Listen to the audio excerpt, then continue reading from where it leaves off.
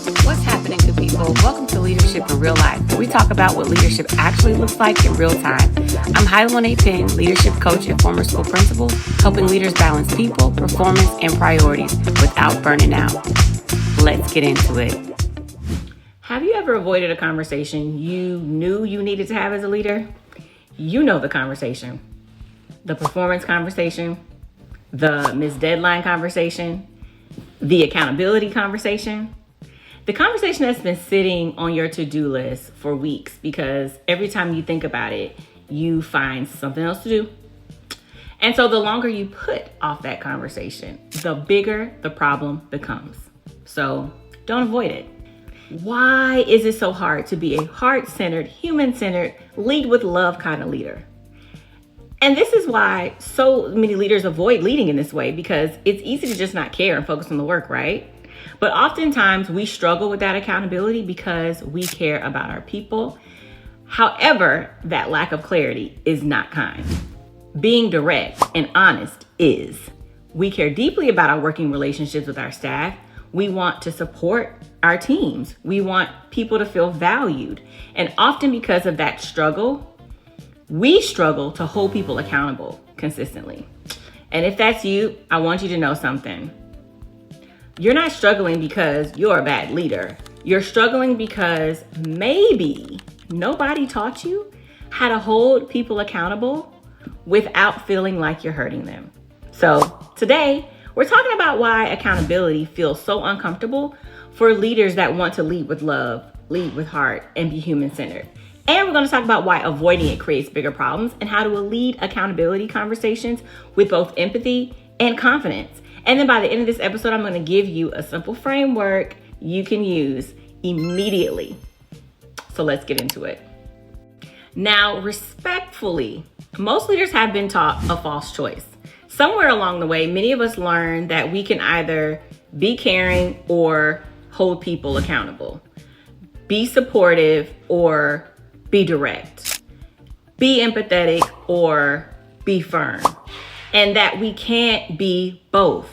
And because most heart-centered leaders naturally lean toward supporting people, it's easy to start avoiding accountability, even when you don't mean to. And they're avoiding accountability not because they care, but oftentimes because they care so much. They're thinking, I don't want them to feel bad. I don't want to damage the working relationship that I have with this person. I know they're going through a lot. I don't want to come across as harsh. I don't want them to think I'm disappointed in them. So the conversation gets delayed. The can gets kicked further down the road over and over and over again. And before you know it, many weeks have passed and the issue has not improved. It's actually probably gotten worse. And the very thing that leaders are often trying to protect, which is that relationship, often gets damaged anyway, because that accountability avoidance creates confusion. It creates resentment, inconsistency, and eventually distrust. And while you're avoiding the conversation, your team, the rest of the people that you're working with, they're living with the consequences of the issue that's continuing to grow, and they feel it. I want you to remember something that I've said before. Your team already feels the conversation you're avoiding. They may not know exactly what you're thinking, but they feel the repercussions of it. They can feel the inconsistency. They can see the standards shifting. They can see certain behaviors being tolerated when they shouldn't. And that starts to change your culture in a very negative way. And you don't want that. So let's talk about what this looks like in leadership in real life. I want you to imagine you have a strong employee, right? They're good at what they do. They're talented. They know their stuff. They're well liked. They work really hard. But as a leader, you've noticed a pattern that's developing.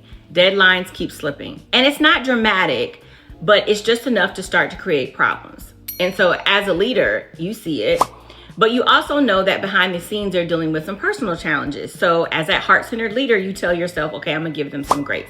Then another deadline slips. And then you think, I'll address it next week. And then another missed deadline and another missed deadline. Meanwhile, other team members have started to make adjustments around this person's delays in their work. The people on the team start compensating. They start taking on extra responsibilities sometimes, changing timelines, managing around the issue. But then guess what's happening? that resentment is building. So where your attention was compassion, the impact your intention had was confusion. And that's because the accountability wasn't clear. And that's the challenge that a lot of heart-centered leaders fall into. Many leaders confuse empathy with the absence of accountability. But in balanced leadership, you learn something different. You learn that empathy and accountability are not opposites, they're actually partners. In fact, accountability is one of the clearest expressions of leadership and kindness, if I'm honest with you. Because accountability says, I believe you're capable, and I care enough to tell you the truth. I respect you enough to be clear. I want you to succeed, and this feedback is going to help you in succeeding. So that's not punishment. That's actually leadership, and leadership working well. Doing what it's supposed to be doing. Making sure the people on your team have the tools to be successful. Okay, so now that we know that lack of accountability on the team is problematic, let's talk about why it feels uncomfortable. And most of the time, it comes down to 4 different fears in leadership. Fear number 1 is the fear of being disliked. Some leaders worry, what if this accountability changes how they see me? But what you don't realize is that the clarity and accountability can increase their respect in you, especially when you communicate that accountability with care. Fear number 2, the fear of conflict. We all want harmony. So we think we need to avoid the tension. Wrong. Fear number 3, the fear of emotional reactions. What if they get upset? What if they cry? What if they become defensive? But if you think they will, then you just need to be prepared for it. There's nothing wrong with going into these conversations with your talking points to keep the conversation on track, to keep the conversation focused. And then fear number 4, the fear of being perceived as harsh, especially for leaders who pride themselves on being supportive. And that's why it's important to communicate your accountability with care and compassion. But as leaders, we've got to remember, your responsibility as a leader is not to eliminate the discomfort. Your responsibility is to create clarity. The goal is not making every conversation feel comfortable. Your goal is to make the expectations clear, because the unclear expectations hurt people way more than honest conversations do. So how do you have that accountability conversation with care and compassion? Well, I use what's called the CARE framework because accountability should communicate care.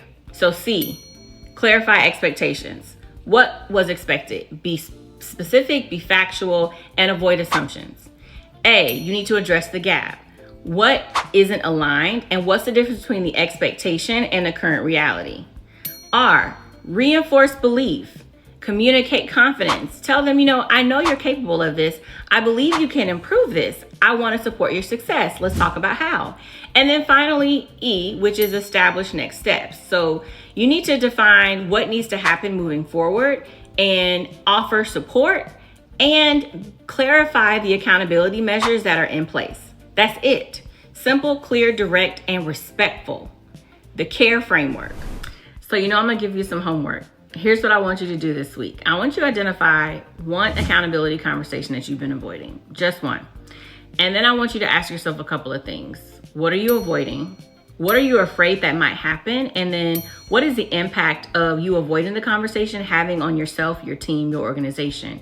And then clearly define what clarity that needs to be provided.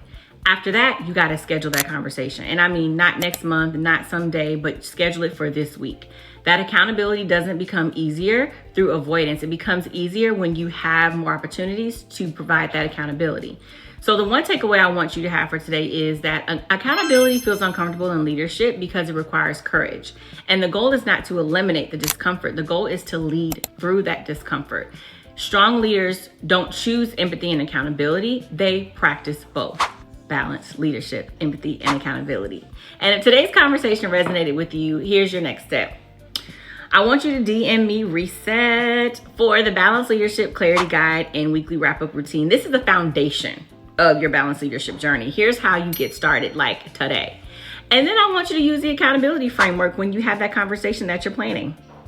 And as always, don't forget to subscribe to Balanced Leadership with H-Monét. And if you know of another leader who's struggling with that empathy, accountability balance, I want you to share this episode with them. There could be a couple nuggets of knowledge and support that could help them along their journey. And as always, lead with heart, lead with strategy. And I always want you to work towards building a leadership that lasts. And I'll see you in the next Leadership in Real Life Moments.